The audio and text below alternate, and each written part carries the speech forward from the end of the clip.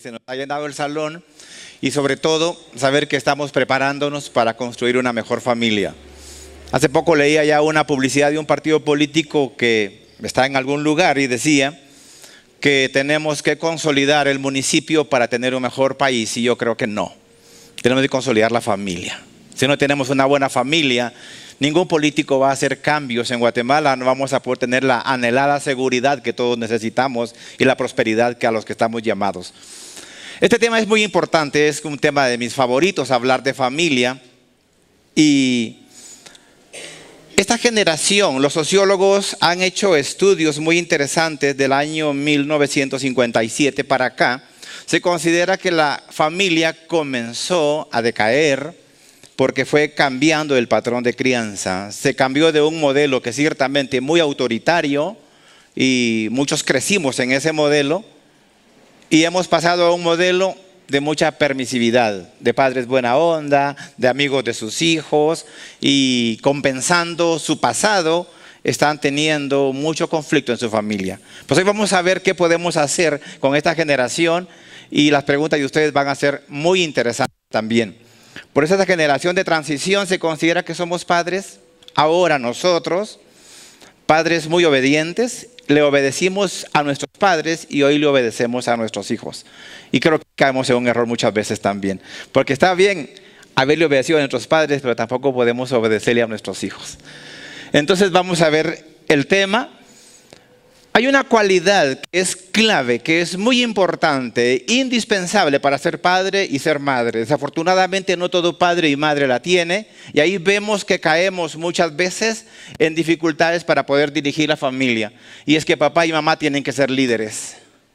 Y ser líder es una persona de influencia. Y a mí me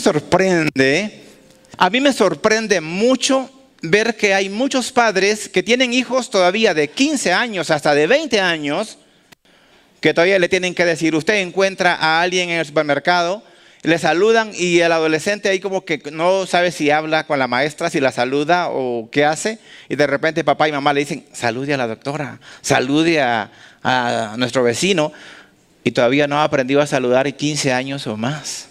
A veces usted le da un regalo a un adolescente y papá le dice a mamá: ¿y cómo se dice? Para que diga gracias. Como que le hemos influido para que aprendan a decir gracias.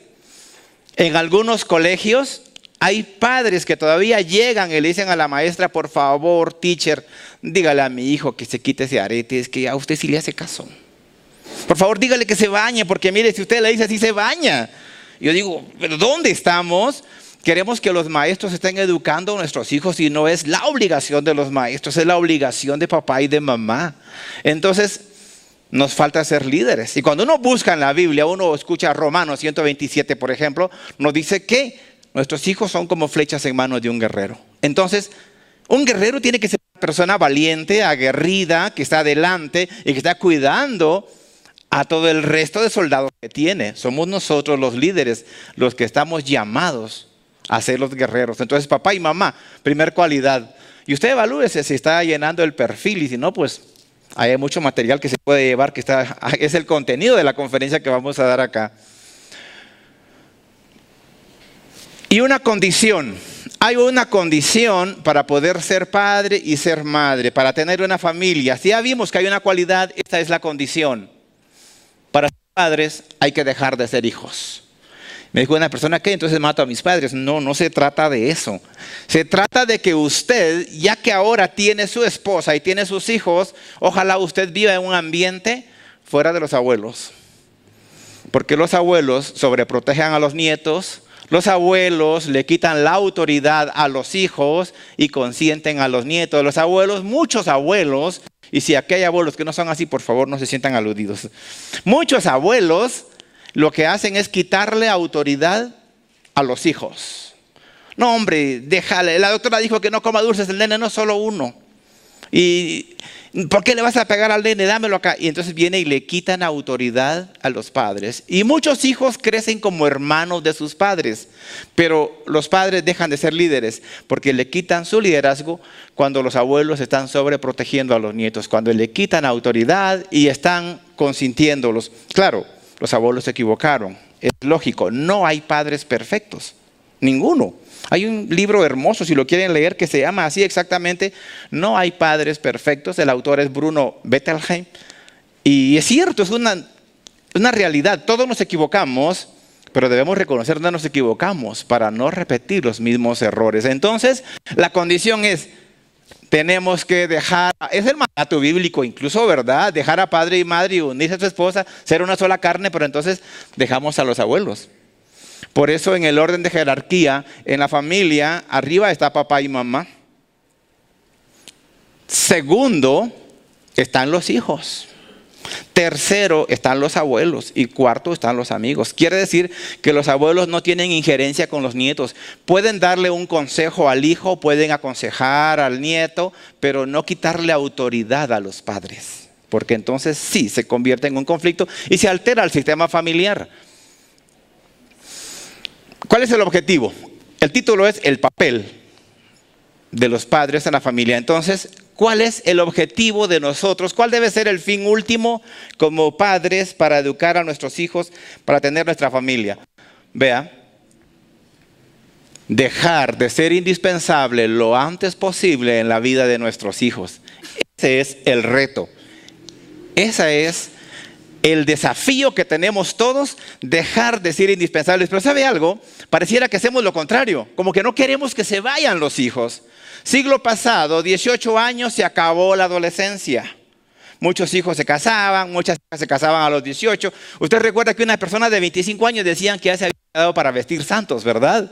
Ahora no, hay de 30, de 35 que no se han casado y no pasa nada. ¿Por qué? Porque se maduraba más rápido. Ahora hay adolescentes de 40 años. Están gordos, calvos, no quieren trabajar, no quieren estudiar y están en la casa puras aves de rapiña. De día duermen y de la noche a la calle. Y uno le pregunta a usted, ¿y cuándo se piensa casar? Por favor, si ni siquiera me puedo mantener yo, mucho menos a una familia. No quieren compromiso y no quieren nada. Es una generación que se llama generación Nini. Muchos de ellos ni trabajan ni estudian. Y papá y mamá tienen esa responsabilidad. Nuestros hijos, cuando están en nuestro hogar desde pequeños, grabémonos el principio de nunca hacer por nuestros hijos lo que ellos pueden hacer por sí mismos. Ellos pueden hacer las tareas que la hagan. Si las tareas son para los niños, no es para los padres. Si ellos pueden arreglar su cama, que la ordenen ella. Si ellos pueden lavar un plato donde comieron, que lo laven, que lo sequen, que lo pongan en su lugar. Si ellos pueden barrer y trapear, ¿por qué no? ¿Por qué tenemos hoy tanta delincuencia? Porque no aprendieron a trabajar en el hogar muchos hijos. Y el único lugar para aprender el trabajo es en la familia.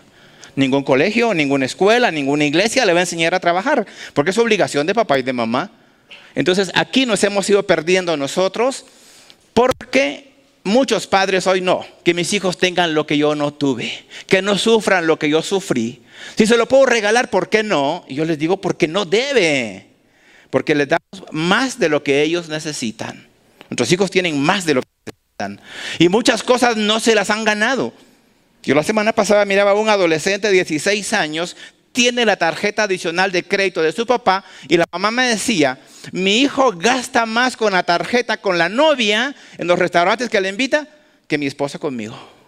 Y ese niño no se gana ni un centavo y está malgastando la plata, y los padres muchas veces, como estamos ocupados, trabajando, por estar consumiendo mucho, ¿qué hacemos? Les damos dinero para compensar, les damos cosas materiales para compensar nuestra falta de presencia. Entonces, busquemos que se vayan. Démosle raíces a los hijos para que tengan autoestima, confianza en sí mismos, seguros, y démosle alas para que se vayan. Cuando un hijo tiene autoestima, tiene confianza en sí mismo, ese hijo va a tener muchos logros, y los logros es la mejor forma de educar en autoestima a un ser humano, los logros. ¿Por qué? Porque cada vez que el hijo hace algo se siente grandioso, se siente capaz, en una zona del cerebro se produce dopamina, hay placer, y entonces uno se va convirtiendo como adicto al placer. Cada vez que el niño hace algo, dice sí, siente placer, y eso es muy bueno. Pero ¿qué placer va a sentir un hijo que le hago todo? Que se siente inútil. Y siente que no confiamos en él. No, yo lo voy a hacer, no te preocupes, yo lo voy a hacer. Me dejaron un trabajo en el colegio, así que lo haga el vecino, estudia arquitectura. Sacaron 10 puntos, pero él se siente mediocre. porque se lo dieron al vecino, él no lo logró. Entonces, ¿cuál es el problema? Que no estamos criando líderes en nuestra casa y no estamos criando seres humanos con alta autoestima. Entonces, el principio es que ellos, no hacer por ellos lo que pueden hacer por sí mismos. Duele cuando los hijos se van, pero duele más cuando no se van. Y duele mucho más cuando se los devuelven. Y a veces ya vienen con 2, 3 de regreso. Entonces mejor hay que educar para eso. Y educar para que sean adultos y para que se vayan un día. A veces los mismos padres no los queremos dejar ir. Queremos tenerlos ahí bajo nuestro regazo todo el tiempo. Y no los dejamos crecer. Los hijos son de la vida y son para que se vayan. Entonces soltémoslos. Hay 3 claves que son importantísimas para educar a nuestros hijos. La primera es autoridad. Papá y mamá deben estar investidos de autoridad, no de autoritarismo, no de imposición, no de lo haces porque yo te lo digo, sino de autoridad. La autoridad que se gana con el liderazgo, que se gana con el ejemplo, que se gana con amor y que se gana con firmeza. Entonces yo tengo autoridad porque le estoy dando el ejemplo a mi hijo, entonces me gano la autoridad. Entonces hoy muchos padres han perdido la autoridad y son padres permisivos. El hijo le dice, ¿me das permiso? Voy a salir. El padre dice, no, hoy no, o mamá. Después de la 20ª vez que le repite, ¿me das permiso? Ándate pues, ya me fastidiaste. Entonces, ¿qué es lo que pasa? Perdemos autoridad. Y los hijos comienzan a tomarnos la talla y comienzan a ellos manipular y lograr sus propios intereses. El autoritarismo no es bueno. Realmente es el exceso de autoridad y ausencia de amor. Y el sobreproteccionismo es exceso de amor y ausencia de autoridad. Entonces la idea es, tenemos amor y autoridad, lo combinamos, pero no lo sobreprotegemos.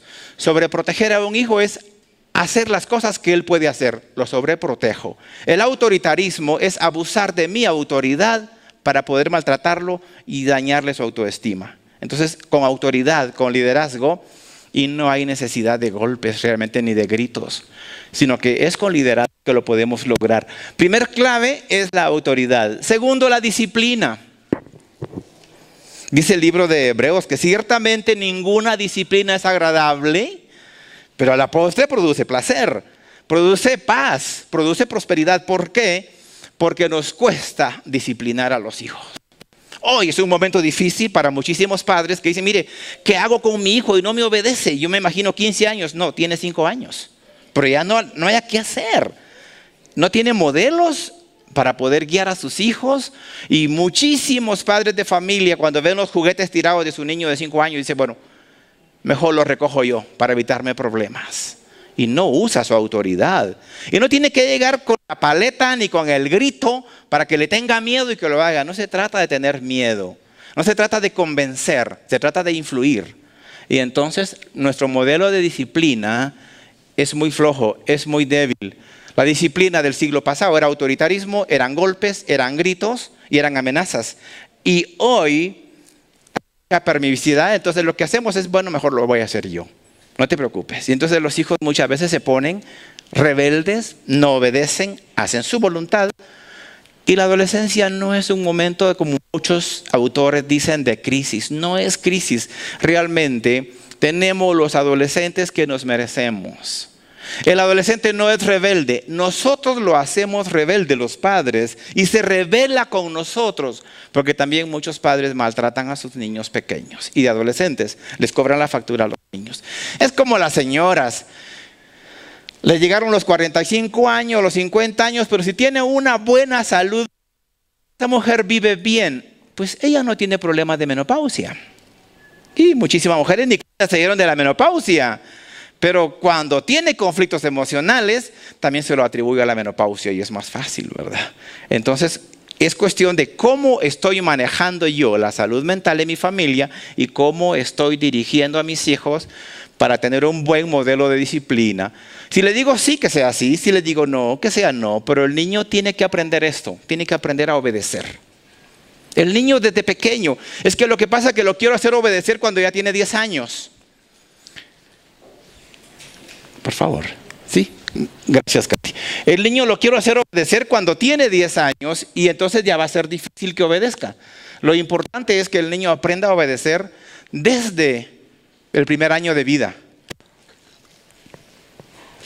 Desde el primer año el niño tiene que aprender a obedecer. Hay niños que le pegan a la mamá, le pegan en la cara y tienen un año, año y medio y no le van formando hábitos. Aquí formando hábitos desde muy pequeños. Y el niño tiene que aprender que hay consecuencias de sus actos, no castigos. El castigo es como una venganza. Como no me obedeciste, entonces te voy a pegar. O en castigo, hoy muchísimas personas, muchos padres, en castigo te quito el teléfono. Y no le funciona, se le pone más agresivo. Y no le funcionó para nada, pero no hay qué hacer, ¿no? Y tiene que tener consecuencias. Le voy a poner un ejemplo. Usted hizo el almuerzo, tiene 4 hijos, pero hay un rebeldito por ahí que no le gustan los vegetales ni las verduras y usted hizo un cocido de res. Hizo su caldito y todos el caldito y el chico cuando mira, guácala, si eso vamos a comer, yo no quiero, gracias. ¿Te lo comes o te pego? No, no le funciona. Pero ¿qué tal si le dice, bueno, ¿sabes qué, Luisito? No hay ningún problema, no almuerzas. Eso sí, como tú no vas a comer el almuerzo de todos, no tienes ningún derecho de ninguna refacción y nada que un sandwichito después, nada que mamá después te va a consentir, no se vale. Hasta la cena, te tienes que aguantar y esa es la regla. ¿Acepta la consecuencia? Por supuesto, pero en lugar de comerme esa cosa grasosa, claro. Muy bien, a las 7 de la noche, usted guardó el caldito en la refrigeradora, a las 7 de la noche, bueno, ahora vamos a cenar y usted, frijolitos, panqueques, huevitos, plátanos, queso, crema, y tú, Luisito, tienes retranca. Aquí está tu almuerzo, tu caldito de res. Sin gritarle, sin pegarle. ¿Y me lo tengo que comer? No, no tienes que comértelo. Si tú quieres, pues lo guardamos para el desayuno. ¿Verdad? Y usted no le pega, no le grita. Entonces, pues, ¿para dónde? Se lo come. ¿Verdad? Y no lo amenazó, no le pegó, no le gritó, no lo comparó ni nada. Lo que tenemos que hacer es ver que el niño asuma las consecuencias de sus actos. O hay muchos jóvenes, embarazan a la novia, bueno, ahora que se venga a la casa, ahora papá tiene que ver pediatra, ver colegio, ver todo, y yo sigo en la casa, porque no estamos acostumbrados a que asumamos las consecuencias de nuestros actos. Tenemos que educar hijos para la libertad. ¿Cuántos abuelos están cuidando nietos y sus hijos siguen en la universidad? Su hija igual también, porque fácil embarazarla, ¿verdad? Pero antes no. Bueno, ahora me voy a casar y mantengo mi familia y así. Ahora somos muy consentidores, muy permisivos y sobreprotectores. Y tenemos que enseñar a los hijos que asuman las consecuencias de sus actos. Todo mundo es de pregonar los derechos del niño, ¿verdad? Y los derechos del niño. Les hemos inflado el ego a los niños. Pero ¿quién dice las obligaciones de los niños? Y el niño tiene obligación. Y el niño ahora en muchos colegios no respetan a los maestros, porque tampoco respetan en la casa. Cuando yo era niño, y si el maestro me había regañado, yo llegaba a mi casa y mira, fíjate que, o me había pegado, porque los maestros pegaban, fíjate que me pegó el maestro. Bueno, colegio, porque fue, y si fue algo que valga la pena, yo también te voy a dar. Hoy llega la nena, fíjate que la teacher me llamó la atención. Y esta vieja bruja, ¿con qué derecho hace? Ya mañana voy a hablar con la teacher Patty para poder ver. Son mentiras. ¿Qué es lo que pasa? Que ya no hemos perdido la autoridad en el hogar y entonces antes el maestro era una gran autoridad y ahora muchos jóvenes desafían a los maestros. ¿Por qué? Porque no les hemos enseñado que obedecer y respetar la autoridad. Los padres debemos desarrollar 3 capacidades para poder educar a nuestros hijos. Primero, conocimiento. Debemos prepararnos. Es que los padres no nos preparamos. En mi página de Facebook que publiqué, sé que algunos de ustedes vinieron porque la publiqué y otras porque invitaron a ustedes, ¿verdad, doctores? Pero le llegó a más de 16,000 personas esta invitación, ¿no? Imagínense que nos viniera el 10%, tendríamos aquí 1,600 personas. Imposible poder recibir a todos, ¿verdad? Pero no hay conciencia. Pero si les decimos que va a haber un concierto, a las 8 de la noche, pues la gente va a hacer cola a las 12 y se agotan las entradas. Porque estamos muy bien a comprar emociones baratas, pero no estamos comprometidos en construir una familia, que es lo más importante. Hay finales de la gente va a dormir al estadio. pero para formarnos no. Entonces, ¿cómo cuesta? El campo educativo es lo más difícil realmente y es la mejor inversión que hacemos y es la única forma. Tenías razón Nelson Mandela cuando decía que realmente solo con la educación podíamos cambiar el mundo. Si no tenemos educación, no lo podemos hacer. Entonces, nosotros tenemos que aprender a formarnos. Así que si quieren llevarse ese material, se lo pueden llevar todísimo, que ahí está disponible para ustedes. Ahí está el tema. Este resumen está extendido ahí con todos los temas. El padre debe aprender a desarrollar habilidades también.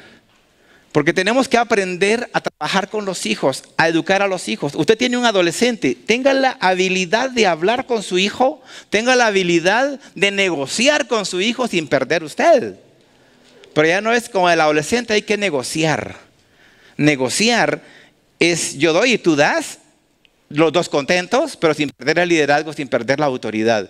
Pero desarrollamos habilidades. El problema es que a veces los padres parecemos hermanos de nuestros hijos. Nos discutimos de tú a tú, nos faltamos el respeto y nos gritamos y nos olvidamos de papá e hijo. Y a veces uno dice que es más maduro de los dos, el grande o el pequeño, porque pelamos cables también. Entonces necesitamos desarrollar habilidades. Una de las grandes habilidades que tenemos que desarrollar nosotros con los hijos es que aprendan a gestionar sus emociones. Pero para eso nosotros tenemos que gestionar las nuestras. ¿Cómo le voy a decir que controle su enojo si yo no puedo controlar el mío? Yo tengo que enseñarle cómo debe manejar su enojo, pero para eso yo tengo que aprender a manejar el mío. Pues yo primero le grito y lo amenazo y lo maltrato. ¿Cómo voy yo a enseñarle eso a él? O sea, la gran responsabilidad que tenemos. Y después cuidar nuestras actitudes. Tenemos en toda la parte de la corteza prefrontal, en esta parte frontal, acá tenemos unas neuronas que se llaman neuronas espejo. Y por esa razón, los niños, los seres humanos, aprendemos por imitación. Porque vemos a través de las neuronas espejo, podemos aprender de los actos que hacen los seres humanos. Por eso el niño aprende mucho más de lo que ve que de lo que escucha. ¿Y qué es lo que sucede?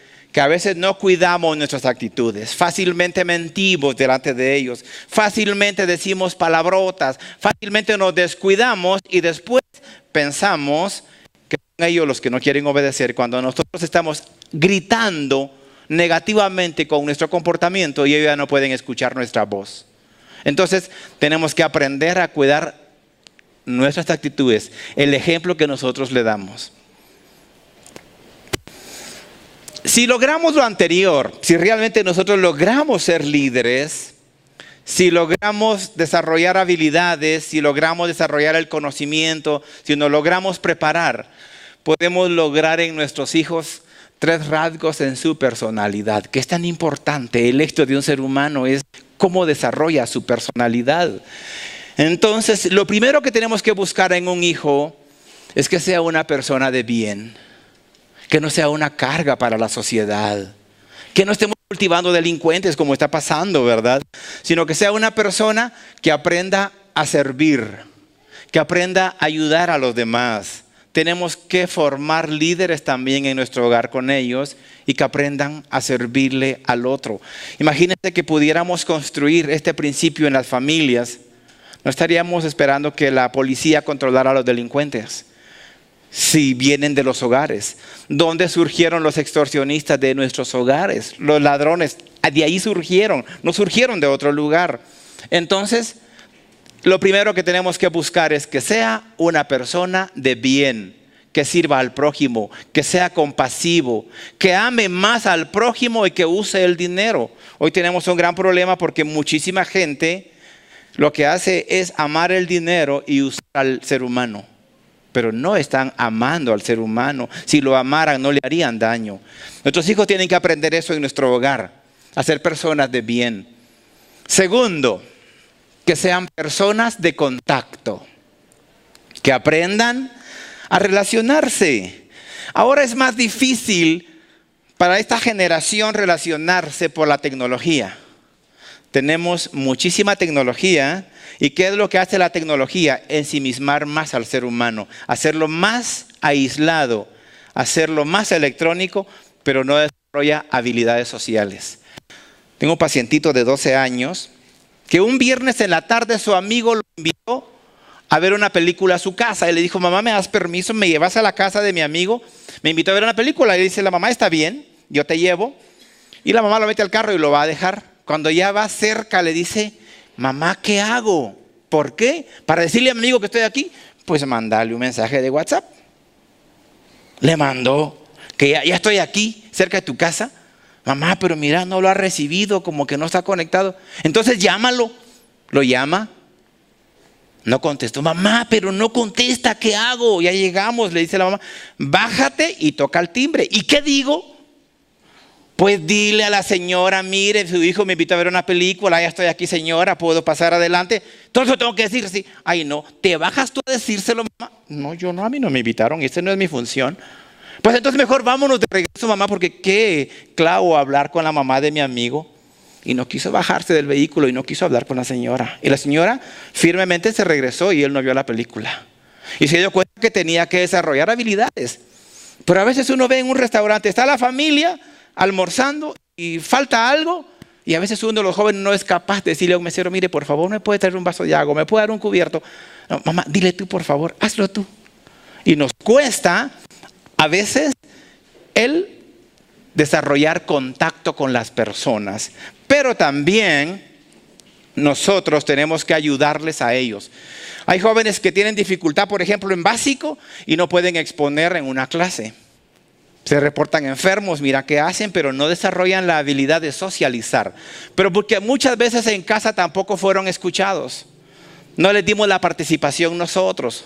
Yo creo que muchos contemporáneos míos podrían estar de acuerdo que cuando éramos niños, pues el papá o la mamá en la mesa en la noche contaban historias y cuentos y chistes y todo. A veces les repetían la misma historia. Pero si estaba el abuelito, ¿verdad? Ya se la contó 1000 veces y ya sabía usted cuál, pero me la va a contar, pero está bien. Pero había convivencia y usted exponía sus sentimientos y usted hablaba y se reunían alrededor de la mesa.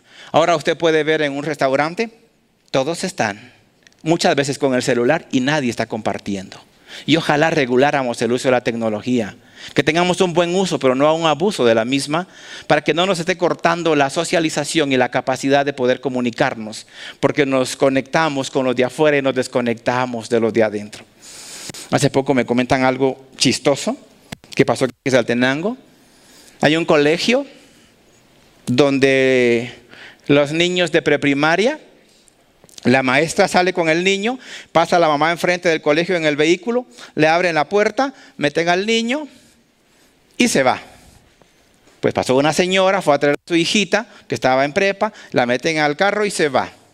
Cuando la señora llega a su casa 20 minutos después, cuando abre su carro se da cuenta que no es su hija la que lleva ahí atrás. Y se pone enojada y será de burra la maestra. ¿Cómo me cambió de hija? Y va al colegio enojadísima que le han cambiado su hija y va a dejarla. Y la señora, ¿qué estaba haciendo mientras entraron a su niña? Texteando. Y se fue en todo el camino y no fue capaz de hablar con la hija que no era su hija. O sea, nos damos cuenta que nosotros los padres tenemos que poner muchísimo el ejemplo en comunicarnos con nuestros hijos. A mí me llamó poderosamente la atención y me dio muchísima. ¿Qué maestra burra? No, la madre fue la burra de plano, ¿verdad? Porque era la responsable de ver que le dieran a su hijo. Entonces tenemos que cuidar realmente qué está pasando, porque nosotros mismos los adultos perdemos contacto con nuestros hijos y tenemos que ser personas de contacto, pero en el hogar tenemos que propiciar nosotros la comunicación, que sean capaces nuestros hijos de hablar de sus sentimientos, de sus emociones, de sus temores, de sus alegrías, pero que ahí los podamos escuchar. Esto es importantísimo. Una estadística del año pasado, en Guatemala, se duplicó la tasa de suicidio. Estuvimos la semana pasada con mi esposa en Huehuetenango, en un colegio, en una reunión con 800 padres dando una conferencia, donde la gran preocupación en Huehuetenango es que la tasa de suicidios ha aumentado enormemente. Se ha duplicado la tasa de suicidios en Guatemala, y especialmente de adolescentes. España, por ejemplo, la causa de muerte de los adolescentes, la número 1 es el suicidio. México está en segundo lugar y Guatemala andamos cerca. ¿Qué está pasando? Muchos hijos no se conectaron con sus padres. Tan lindo lo que dice Pablo en Colosenses, sobre todo revístanse de amor, que es el vínculo perfecto. Y a veces vemos que no nos conectamos con ese vínculo poderoso que es el amor. Y muchos hijos no tienen proyecto de vida, no tienen sentido de vida, no tienen a Dios en su corazón, no tienen motivo para vivir. Y peor si leen a un loco colombiano, Vargas Vila, que escribió esto, cuando la vida es un martirio, el suicidio es un deber. Y se quitan la vida. Entonces, ¿cómo? Papá y mamá deben ser las dos columnas que deben estar orientando a sus hijos, motivándolos desde pequeños para que descubran su talento, para que quieran vivir, para que sean felices. Qué lindo es querer llegar a casa. Pero ¿cuántos jóvenes no quieren llegar a su casa? Porque ahí hay conflicto, porque ahí hay peleas, porque ahí hay gritos, porque ahí hay un alcohólico, porque ahí no hay comunicación. Se sienten mejor con sus amigos que con su propia familia. ¿Cuántas jovencitas quedan embarazadas en la adolescencia? Que por andar buscando amor las embarazaron, cuando ellas no buscaban eso, pero buscaban a alguien que les comprendiera, que les amara, que les escuchara, que les diera amor, y se equivocaron. O sea, el papel es bien serio y las consecuencias son bien graves. Entonces, eduquemos para que nuestra vida tenga sentido, para que podamos encontrar esa auténtica felicidad en nuestra familia. Y para eso necesitamos 3 valores. Para poder reunir todo lo que dijimos, 3 valores. El respeto. Podemos hablar de 10, de 20 valores. Cuando uno mira los fascículos de prensa libre de valores, son exageradamente la cantidad de valores, pero son como los colores primarios, de ahí sale todo el resto. Con 3 valores que vivamos en la familia, con 3 valores podemos construir una mejor sociedad. Primero, el respeto.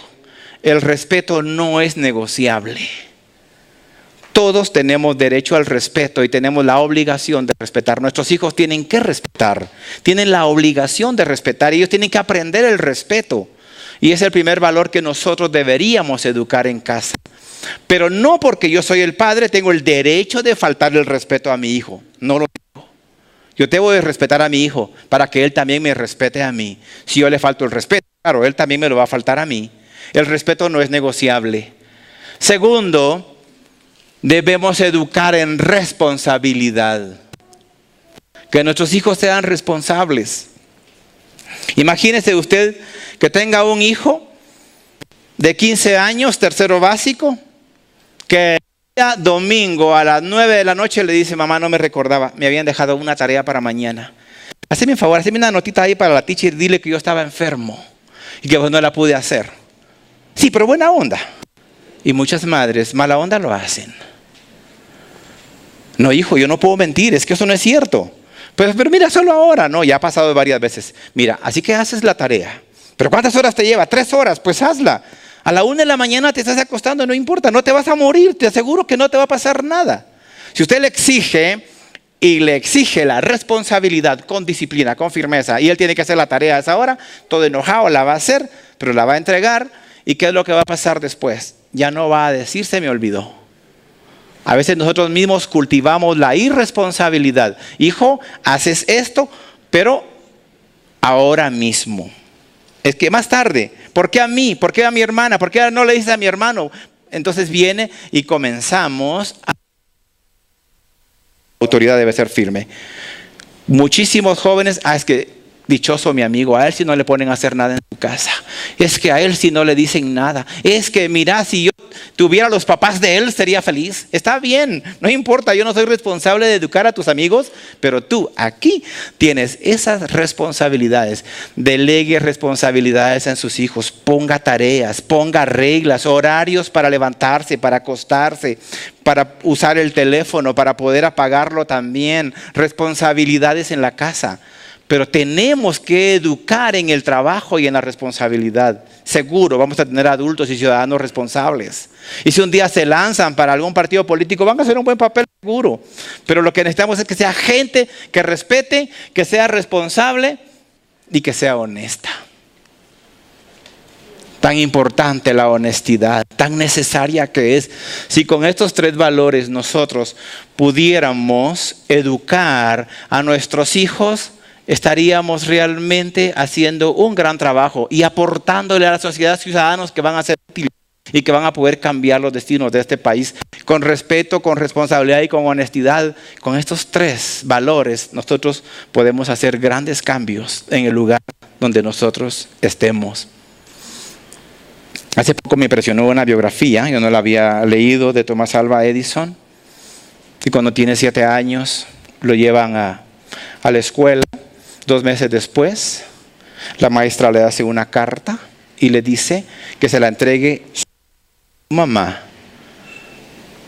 El niño lleva la carta a la mamá llora cuando lee la carta y posteriormente la madre le dice, mamá, ¿y qué dice la carta? Y la madre llorando, la carta dice que tú eres gente y que eres un genio y entonces no te pueden educar en el... Yo me voy a encargar de educarte acá. Y esta madre comienza a sembrar esa gran semilla. Este niño que es un genio, él se lo empieza a creer y comienza a leer y comienza a devorarse los libros. Cuando tiene 13 y 14 años, y es un erudito y es increíble cuánto aprende él por su propia cuenta y por la disciplina que le puso mamá y por leer algo que le imprime. Cuando tiene 24 años, muere la madre. Entre todos los hermanos se ponen a recoger las pertenencias de la mamá y Tomás encuentra la carta. Y encuentra la carta que le habían dado en ese día, cuando tenía 7 años, a la madre, y cuando la lee, le dice la maestra, no podemos educar a su hijo porque él tiene un retraso mental. Él no es capaz. Entonces lloró Edison. Pero ya había patentado algunos inventos a esas alturas. La madre lo convierte en un genio. Nosotros podemos convertir a nuestros hijos realmente en genios o en fracasados, porque realmente nosotros tenemos esa potestad de moldear con sabiduría la personalidad de sus hijos. Y ojalá lo hagamos con eso, con sabiduría. Muchas gracias. Por favor, ¿pudiera usted comentarme alguna regla básica para el caso de adolescentes cuando estos están iniciando un noviazgo, pero de pronto comienzan a sustituir esa atención hacia la novia y pareciera que olvidan tareas, por ejemplo? Gracias. Muy bien. Sí, que preguntan en muchísimos lugares y mi respuesta es bien concreta. Un adolescente no está en capacidad de tener un noviazgo. Un noviazgo lleva 4 etapas. La primera es atracción, me atrae la otra persona. La segunda es atención, me llama muchísimo la atención. La tercera es me gusta. Y la cuarta es el compromiso. Y el compromiso de un noviazgo es para convertirlo en un matrimonio. Hay que pasar las etapas del noviazgo. Y los adolescentes no deben tener novias, porque no están en esa capacidad. El noviazgo es un camino para contraer matrimonio y nosotros no deberíamos permitir esas relaciones de noviazgo. A mí me sorprende cuando veo adolescentes de 13, 14, 15 años que me dice la madre, le presento al novio de la nena. Yo nunca había visto que una nena tuviera novio. Un noviazgo no debería tenerse menos de 18 años. Entonces, en las mujeres que madura antes de la corteza prefrontal, ya tienen más madurez para tomar decisiones. Y ojalá un hombre no tuviera menos de 20 años, porque los hombres maduramos más lento que las mujeres.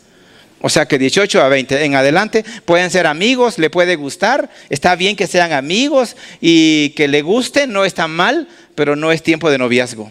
Ojalá tuvieran 18 o 20 años en adelante. Todo tiene su tiempo. Nos dice la palabra de Dios, el libro de Eclesiastés es bien claro. Todo tiene su tiempo, entonces yo creo que es tiempo de estudiar y prepararse y el noviazgo es cuando ya sean adultos. Acá tenemos algunas preguntas, 2 que coinciden y dice así: ¿cómo educar u orientar a los hijos en un matrimonio en el cual está separado? Lo ideal es que los padres que se divorcian pudieran recibir ayuda y pudieran hacer 2 cosas los padres que se divorcian. Número 1, perdonarse todas las heridas que traen de su convivencia durante tantos años, que se las pudieran perdonar. Y número 2, tener claro que tienen hijos en común para toda la vida y que los padres se divorcien de la pareja, pero no de los hijos nunca. Y que pudieran unificar criterios para educarlos juntos.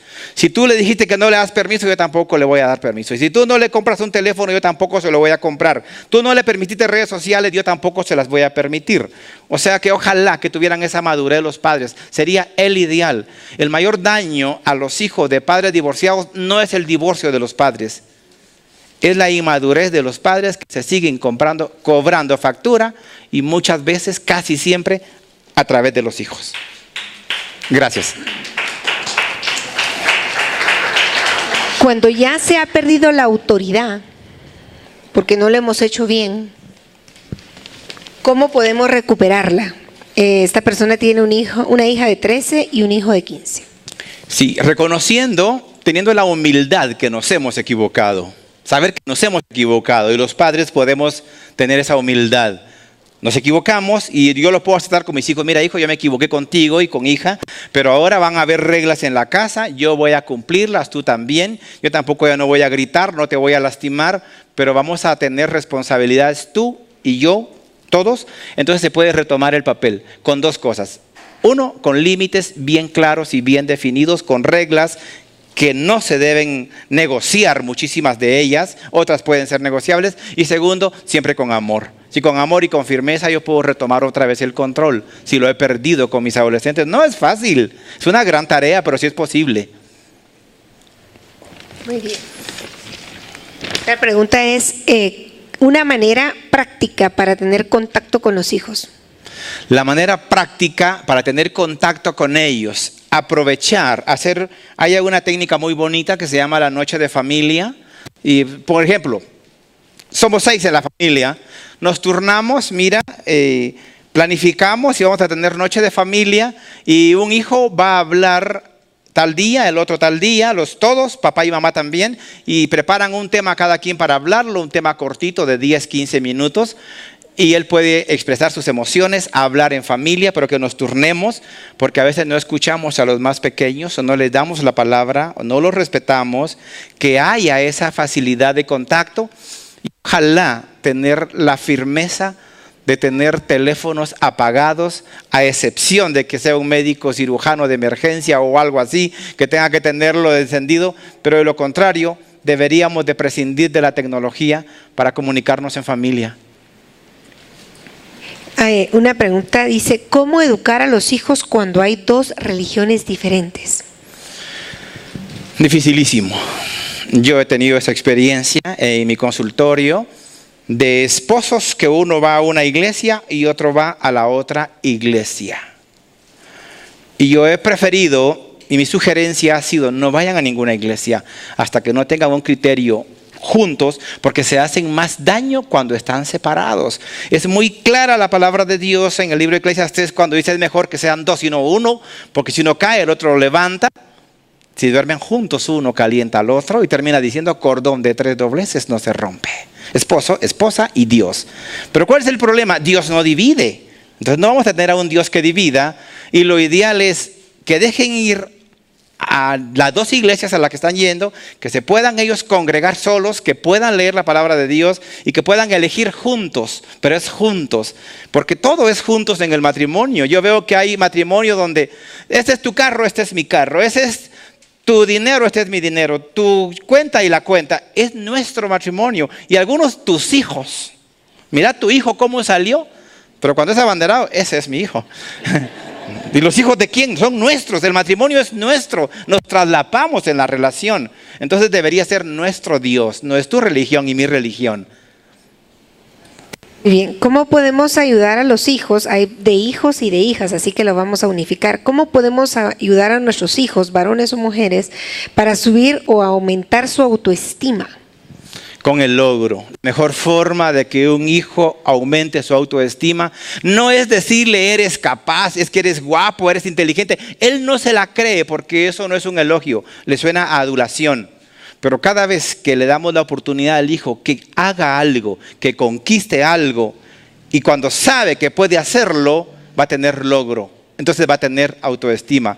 Claro, desde que son niños y si les damos amor, les vamos a dar confianza básica, pero muchas veces como hubo abandono en la infancia, entonces les falta mucho a veces el amor y no tienen esa confianza básica, pero el logro es la mejor forma de que ellos se vayan dando cuenta cuán valiosos son y que son capaces. Si una madre es soltera, ¿cómo evitar la alcahuetería de la abuela o la sobreprotección? Bueno, Definitivamente a veces se entra en conflicto porque es madre soltera, vive en la casa de sus padres, entonces como que los padres se toman el derecho de disciplinar a los hijos de ella o de sobreprotegerlos, y lo ideal sería la capacidad de decirle: mira, yo quiero educar a mi hijo, por favor mamá, tú deberías de respetar mis reglas. Y dos cosas para una madre soltera. Número uno es que hay mucha madre que es cabeza de hogar y que debe tener la firmeza pero el amor también. Cuando una madre se queda sola, ya sea por viudez o por divorcio, y se queda muchas veces con 4 hijos, aún más si tiene varones, mamá es la que da mucho amor, ternura, cariño en el hogar, y a veces se pone dura, se pone regañona, se pone gritona, porque si no, estos no me van a respetar y voy a perder a mis hijos. Entonces los hijos se quedan huérfanos de una vez, porque se quedan sin papá y sin mamá. Mamá, que era la que amaba, desapareció. La señora regañona. Y lo segundo, escucho mujeres que dicen: es que yo soy madre y padre de mis hijos, y eso no es posible.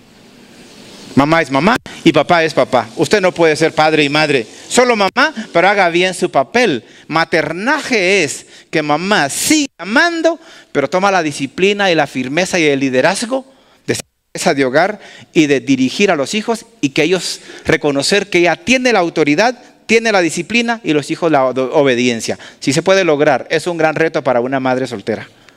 3 reglas para evitar la adicción digital. Reglas para evitar la adicción digital. Número 1, tener horarios específicos para los cuales tecnología. Horarios en la noche restringidos. Hay adolescentes que están 2, 3 de la mañana. Número 2, usted debe tener también Facebook y saber qué están publicando sus hijos. Y hay aquel hijo que le diga: es que yo no te puedo aceptar como amigo, te voy a eliminar, lo siento. Pero usted tiene derecho de saber qué están publicando sus hijos. Número 3, su hijo debe tener redes sociales, pero que no tenga menos de 15 años y que sepa que usted tiene el derecho de supervisar lo que está publicando. Es que no te metas en mi vida. Dígale usted: tú te metiste en la mía 9 meses antes de que naciera. Yo tengo todo el derecho de supervisar lo que haces, y te prometo que no me meto en tu vida cuando te vayas de mi casa. Mientras estés acá, es mi obligación y mi derecho supervisar lo que tú haces. Porque hay jóvenes que no quieren que usted registre la habitación y encuentre el preservativo. ¿Y para qué viste ahí, mamá? Es mi derecho, ¿verdad? Entonces tiene derecho de supervisar. ¿Cuál es la mejor manera de corregir a los hijos? ¿Golpes o castigos? ¿Cuál es la mejor forma de ganarnos el respeto? Hay un modelo, lo tenemos acá, el modelo de Jane Nelson, que lo produjo en el año 2000, que es un modelo disciplina positiva, sin gritos, sin regaños, sin golpes, sin castigos y con consecuencias. Y es el mejor modelo para educar a los hijos ahora, en este siglo. Muchísimas gracias. Si no hay ninguna pregunta más, todas las filtramos. Una última pregunta acá dice: ¿a partir de qué edad los padres deben iniciar a poner en práctica lo expuesto el día de hoy? Por favor, repítamela porque no escuché. ¿A partir de qué edad los padres deben iniciar a poner en práctica lo expuesto el día de hoy? Desde que el niño nace. Desde que el niño nace, él comienza a formar hábitos. Tiene memoria celular, está grabando todo lo que papá y mamá están haciendo. Desde que el niño nace hay que comenzar a poner límites. El pediatra le dice a muchísimas madres: no le dé pecho cada vez que el niño llore, ¿verdad? Porque tiene que empezar hasta a dosificar la alimentación, porque a veces le da comida todo el tiempo y no es así, ¿verdad? Así como dosifica la alimentación, va fomentando hábitos en los niños para que vaya logrando su independencia, su autonomía, su desarrollo, y para que vaya formando todos los valores. Por eso es el gran dilema. Muchos padres que dicen: ¿qué hago con mi hijo? Está adolescente, no me respeta. Pero es porque no aprovecharon toda la primera edad para poder formar la personalidad. Pero no es tarde, puede hacerse. Muchísimas gracias. Si no hay alguien más que quiera hacer la pregunta. Sí. Es importante que en las generaciones que estamos viviendo hoy en día, los niños son sumamente inteligentes, todos. Calculadores, observadores y manipuladores. Y es importante que se les hable y se les explique los límites, hasta dónde podemos llegar los padres. Pasado ese límite, obviamente hay consecuencia. Sí, muchísimas gracias, licenciada. Tiene mucha razón, los niños son muy inteligentes, ellos entienden, por eso nos juegan la vuelta. Y por eso nos manipulan. Ellos entienden. Y como entienden y son tan inteligentes, no hay necesidad de golpearlos para que entiendan. Y ellos saben hasta dónde mamá le va a permitir. Yo tenía un pacientito de que la mamá llegó a la clínica porque dice, mire, es que mi hijo hasta que le grito, la 10ª vez apaga la televisión. Y cuando yo veo al niño, tiene 10 años, y le digo, mira Juanito, ¿y es cierto esto? Sí, me dice, mira, ¿y por qué? Porque yo sé que mi mamá llega la primera vez, pero me faltan 9. En 9 yo veo el programa y termino de verlo. Entonces, ¿cómo voy a pagarla a la primera si me faltan 9 todavía? Entonces, es muy inteligente, ¿verdad? Claro. Así que yo creo que nosotros tenemos que cuidar que los niños son tan inteligentes, aprovechar su potencial, pero no lastimarlos en esa formación. Felicidades a ustedes, doctora, y a su esposa.